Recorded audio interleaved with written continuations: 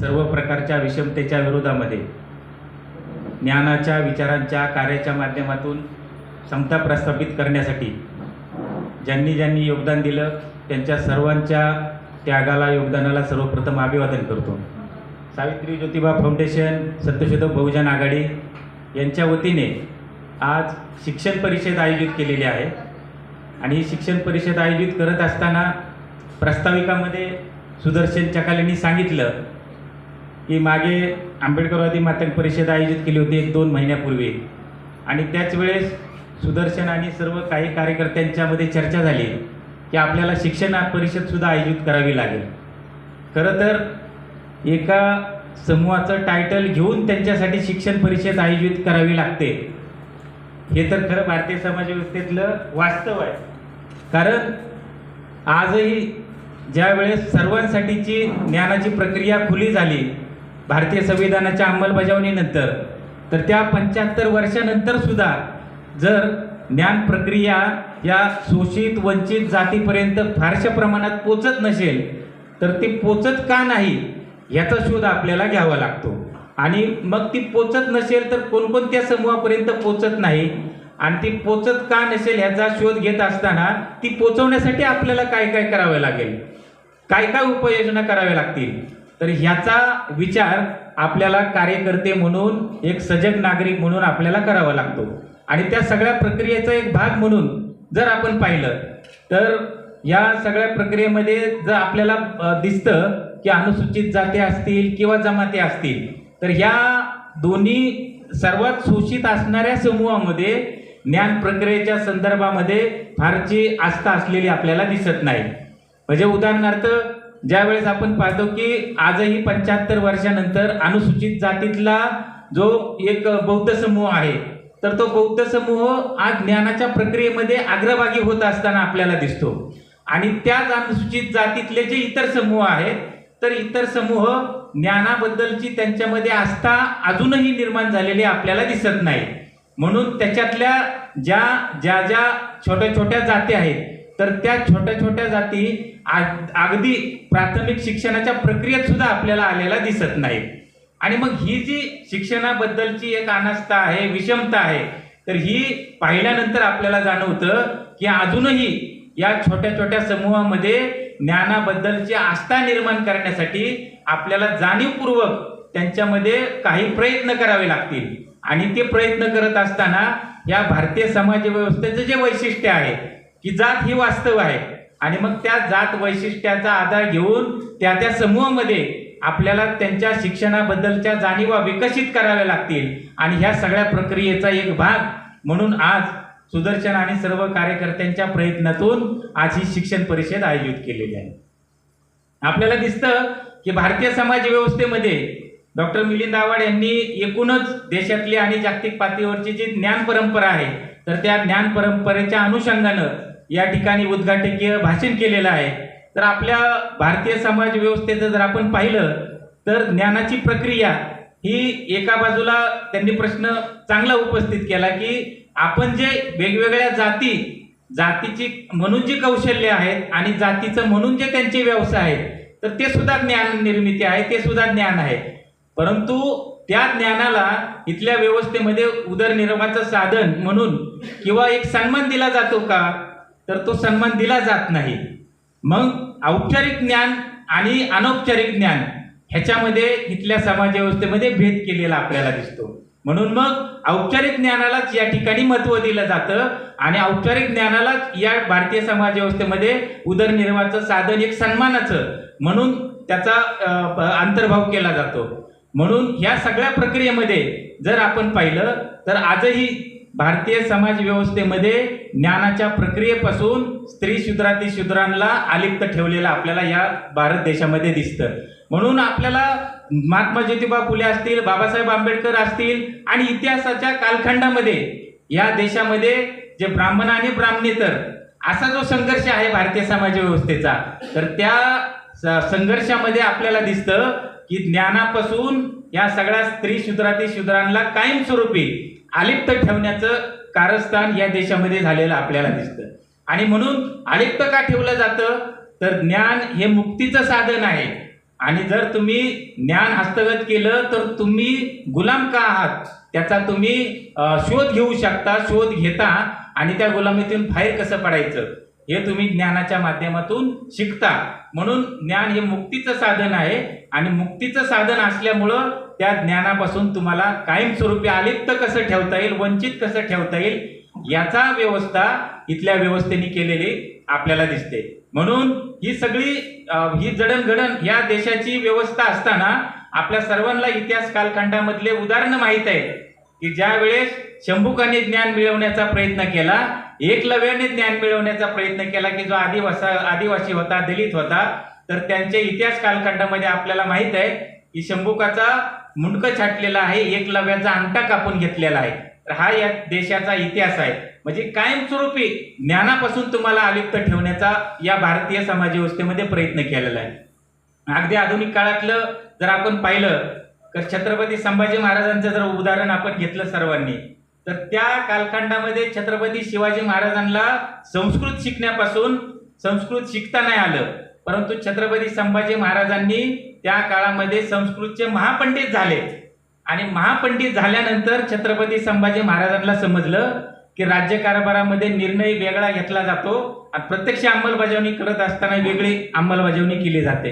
हे ज्यावेळेस छत्रपती संभाजी महाराजांच्या लक्षात आलं त्यावेळेस त्यांच्या मंत्रिमंडळातल्या सगळ्या पंतांनी छत्रपती संभाजी महाराजांची प्रतिमा ही वेगळ्या पद्धतीने या इतिहासामध्ये रंगवलेली आपल्याला दिसते. याचं कारणच असं आहे की जर तुम्ही ज्ञान मिळवलं तर ज्ञान मिळवल्यानंतर तुमची मुक्ती कशी करायची हे तुम्हाला समजतं आणि जे चुकीचं चाललेलं आहे, जे आपल्या विरोधी चाललेलं आहे, त्या सगळी प्रक्रिया आपल्याला समजते. म्हणून आज ह्या देशामध्ये ज्ञानाची जी प्रक्रिया आहे तर ती ज्ञानाची प्रक्रिया आधुनिक कालखंडामध्ये आपल्याला महात्मा ज्योतिबा फुलेंच्या माध्यमातून, सावित्रीबाई फुलेंच्या माध्यमातून आपल्या सर्वांसाठी खुली झालेली आपल्याला दिसते. आणि ही खुली झाल्यानंतर त्याला भारतीय संविधानाच्या माध्यमातून संरक्षण देण्याचं काम महात्माजी डॉक्टर बाबासाहेब आंबेडकरांनी केलेलं आपल्याला दिसतं. परंतु तरी सुद्धा ही सार्वजनिक व्यवस्था केल्यानंतर ती सरकारी माध्यमातून खुली केल्यानंतर सुद्धा आपल्याला दिसतं की मोजका समूह ह्या ज्ञानाच्या प्रक्रियेमध्ये अग्रभागी होत असताना आपल्याला दिसतंय. असं का होतं बरं? शिक्षणाची प्रक्रिया तर सर्वांसाठी खुली आहे, परंतु सर्वच समूह त्या ज्ञानाच्या शिक्षणाच्या प्रक्रियेत ते ज्ञान मिळवण्यासाठी वाटचाल करताना आपल्याला दिसतात का? तर अजिबात दिसत नाही. का दिसत नाही? तर आपल्या सर्वांची हजारो वर्षापासून जी जाणीवा नेणीवा ज्या घडवलेल्या असतात तर त्या जाणीवा नेणीवा अशा पद्धतीने घडवलेल्या असतात की कायमस्वरूपी आपल्याला ज्ञानाबद्दल आस्था असली नाही पाहिजे आणि ज्ञान मिळवणं म्हणजे कोणत्या तरी वरच्या जात समूहाचं ते त्यांच्यासाठी आहे आणि आपण खालची जी व्यवस्थेने दिलेली काम आहेत ते काम करण्यासाठी आपला जन्म झालेला आहे. अशा तुमच्या जाणीवा नेणीवा घडवलेल्या असतात. म्हणून यातून जर तुम्हाला बाहेर पडायचं असेल तर ह्यातून बाहेर पडण्यासाठी तुम्हाला एक आदर्श असावा लागतो आणि तो आदर्श म्हणजे डॉक्टर बाबासाहेब आंबेडकरांनी निर्माण केलेला आदर्श. म्हणून बाबासाहेबांचा विचार स्वीकारून ज्यांनी नंतरच्या कालखंडामध्ये वाटचाल केली तर ते समूह आपल्याला दिसतात की ज्ञानाच्या प्रक्रियेत अग्रभागी होत असताना आपल्याला दिसतात. आणि म्हणून बाकीच्या समूहासाठी ते आदर्श व्यक्तिमत्व नव्हतं का असा प्रश्न परत सर्वांना पडू शकतो. परंतु भारतीय समाज व्यवस्था जी जातीग्रस्त आहे, जी जातीत ओढ जातीत विभागली गेलेली आहे, तर त्या सगळ्यांमध्ये आपल्याला जाणीवपूर्वक आदर्शाचा विचार घेऊन जावं लागतं आणि ज्ञानाबद्दलची आस्था निर्माण करावी लागते आणि ते आस्था निर्माण करण्यासाठी जाणीवपूर्वक प्रयत्न करावे लागतात. तर ते जाणीवपूर्वक प्रयत्न झालेले आपल्याला दिसत नाही. म्हणून ज्या ज्या समूहामध्ये बाबासाहेबांचा विचार घेऊन चळवळी झाल्या, जागृती झाल्या, आंदोलन मोर्चे झाले, ज्ञानाचं महत्त्व सांगितलं जाणीवपूर्वक, शिक्षण परिषदा झाल्या, तर त्या समूहामध्ये ज्ञानाबद्दलची आस्था निर्माण झालेली आपल्याला दिसते आणि ते समूह या ज्ञानाच्या प्रक्रियेत अग्रभागी गेलेले आपल्याला दिसतात.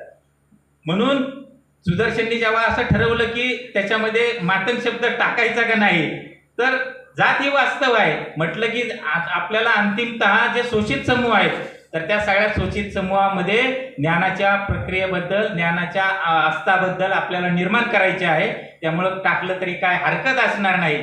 कारण आज अशी परिस्थिती आहे की 75 वर्षानंतर सुद्धा जर ह्या शोषित समूहातल्या शिक्षणाचं जर प्रमाण पाहिलं आपण तर प्रचंड मोठ्या प्रमाणात अनास्था असलेली आपल्याला दिसते.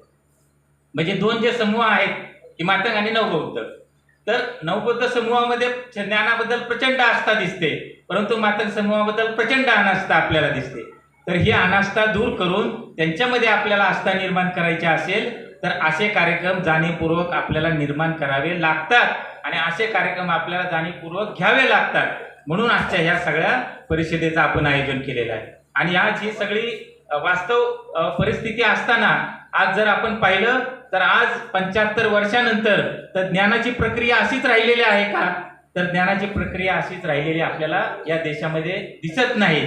कारण आज आपण पाहतो की भारतीय समाज व्यवस्था जर आपण पाहिली तर मागच्या 75 वर्षामध्ये मी विद्यार्थी चळवळीत काम केलेला कार्यकर्ता आहे. विद्यार्थी चळवळीपासून सामाजिक चळवळीत सक्रिय आहे.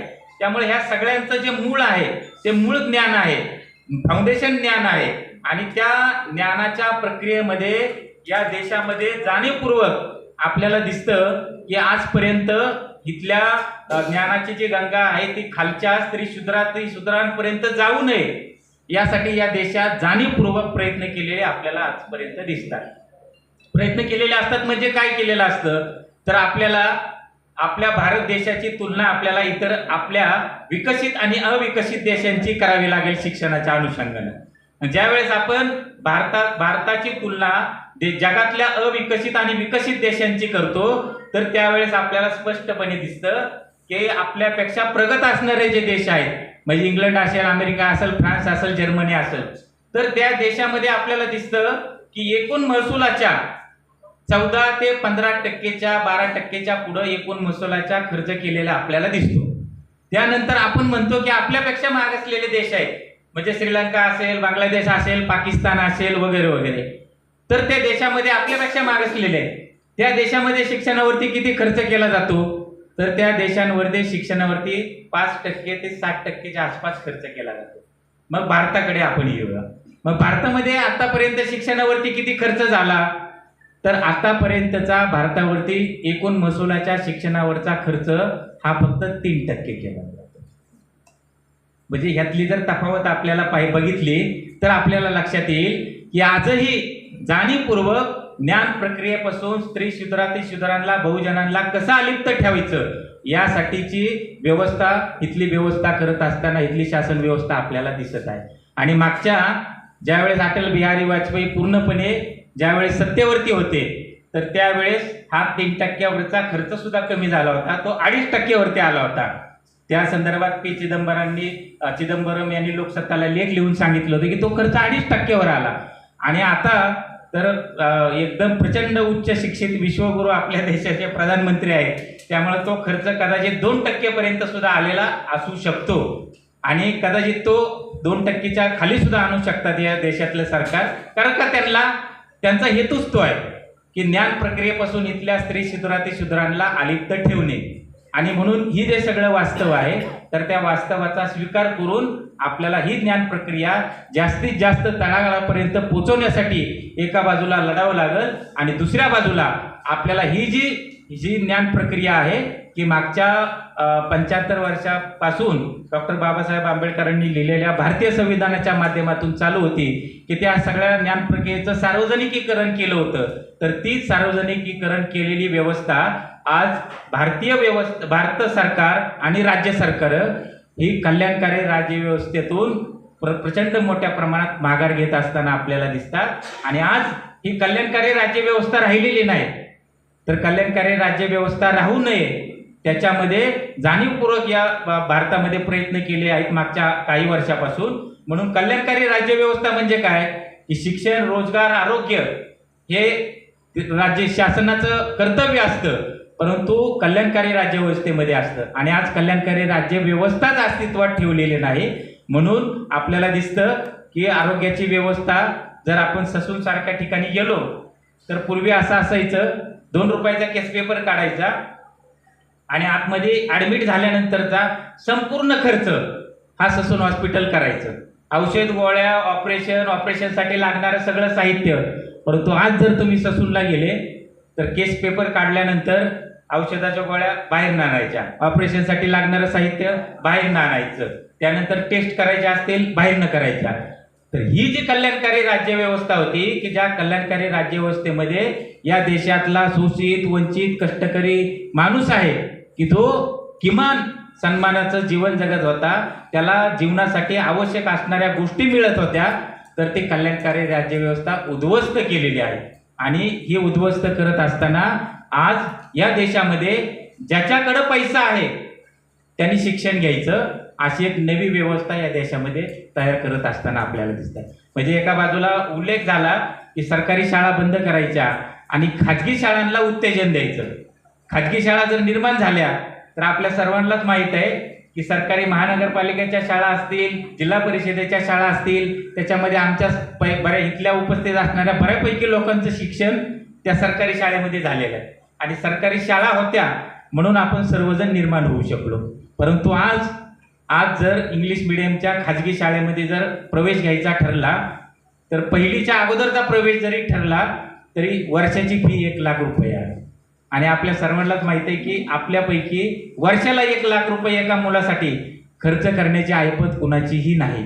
म्हणून पुन्हा एकदा या देशातल्या स्त्री शूद्रांना वेगवेगळ्या माध्यमातून ज्ञानबंदी करण्याचं धोरण या ठिकाणचं मनुस्मृती समर्थक असणारं सरकार मोठ्या प्रमाणामध्ये करत असताना आपल्याला दिसत आहे. म्हणून एका बाजूला आपल्या समोर असं आव्हान आहे की आजही शिक्षणाचं प्रमाण प्रचंड कमी असलेली माणसं आहेत. म्हणजे आम्ही एक उदाहरण सांगतो की आम्ही ज्या आदिवासीतल्या कातकरी समूहामध्ये काम करत आहोत, तर त्या कातकरी समूहामध्ये काम करत असताना ज्यावेळेस आम्ही प्रत्यक्ष पाहणी केली पाहतो तर आज आपण म्हणतो की स्वातंत्र्य मिळून 75 वर्षे झाल्या, सगळ्या सोयी सवलती दिल्या, तर त्यांच्यातलं कातकऱ्यांमधलं शिक्षणाचं जर प्रमाण पाहिलं आपण 7वी ते 8वी पर्यंत म्हणजे प्राथमिक आणि माध्यमिक शिक्षणाचं जरी प्रमाण पाहिलं साक्षर होण्याचं प्रमाण तर अवघं 2% आहे. किती विदारक वास्तव आहे की 2% प्रमाण आहे.